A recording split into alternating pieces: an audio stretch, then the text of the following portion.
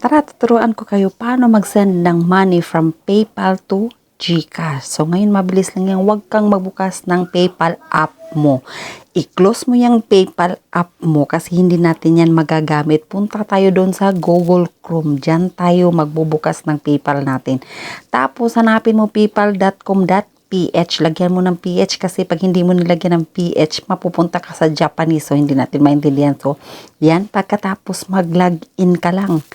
Mag-login ka lang sa PayPal account mo at saka yung password mo. So, kailangan hindi mo talaga makakalimutan yung account, username mo at saka yung password mo dyan sa PayPal kasi yan ay pinaka-importante hindi lang sa PayPal kundi sa lahat ng ginagamit natin yan. So, kailangan wag natin kalimutan pagkatapos natin yung mag-login. So, ito na yung makikita natin pagkatapos natin mag-login. So, yan. Ganyan ang makikita natin. Tapos, baba ka lang. Punta ka sa baba. Scroll down mo lang. Tapos, dyan makikita mo na yung Philippine money mo at saka yung USD mo, yung dollar amount ng money mo. So, dyan. Tapos, dyan sa gilid may tatlong tuldok. Yan. Yan. Pinutin mo yan tapos mag-manage currency ka. Pagkatapos nun, huwag kang mag-link dyan. Baba ka lang. Hanapin mo si PayPal balance. Ayan, pag nakita mo na si PayPal balance, pindutin mo na si PayPal balance. Tapos, makikita mo lang sa baba. Doon, baba ka lang. Ayan, yun yung amount ng money mo na naka-USD pa. Hindi pa siya naka-Philippine peso. So, USD pa. So, ibig sabihin, i-convert natin yan to Philippine money. So, yung tatlong dot, pindutin mo. Tapos, convert currency. Ayan, di ba? Mabilis lang. I-convert natin yung dollar mo to peso. Tapos, piliin si Philippine peso. Pindutin mo dyan. Huwag kang magpindot ng iba. Philippine lang. Tapos mag-next ka. Tapos dyan, makikita mo na kung magkano yung USD mo.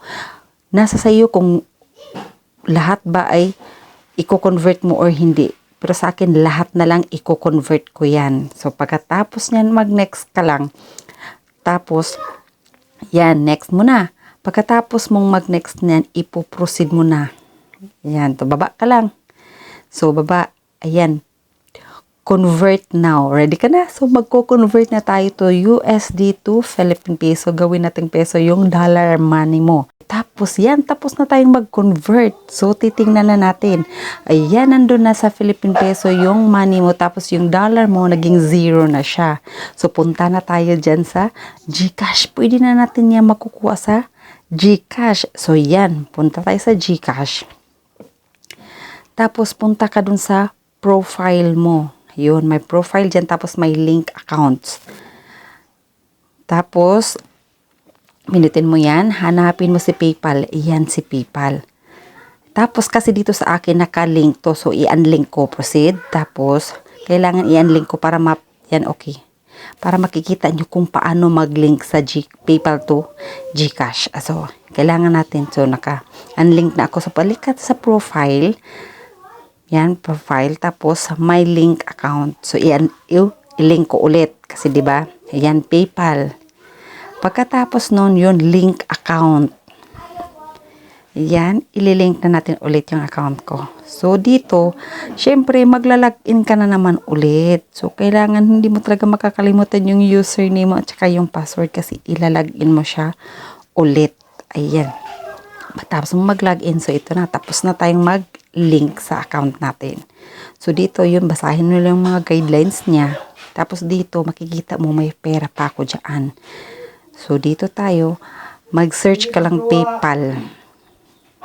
Yan. Yan, PayPal.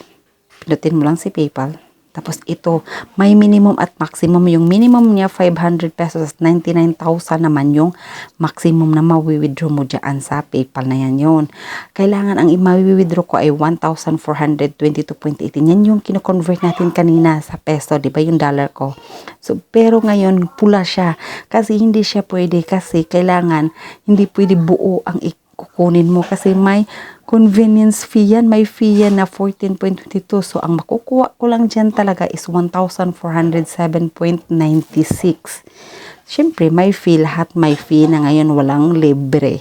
So, yan. 1,407.96 lang ang makukuha natin. Siyempre, may fee na 14 pesos. So, yan na mga kalingit. So, yan, ininext mo lang siya. Pagkatapos nun, ipoproceed na natin.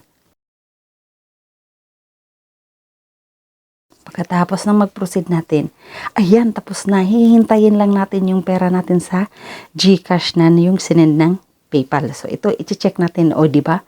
May 2,283.70 na ako kasi di ba kanina may 875.74 ako plus 1,407.96. So, yan ang kabubuhan ng pera ko. So, yan, i-check natin kung totoo. Dito sa message natin, sa notification yun, may PayPal dyan. I-check natin kung totoo ba. Ayan, di ba?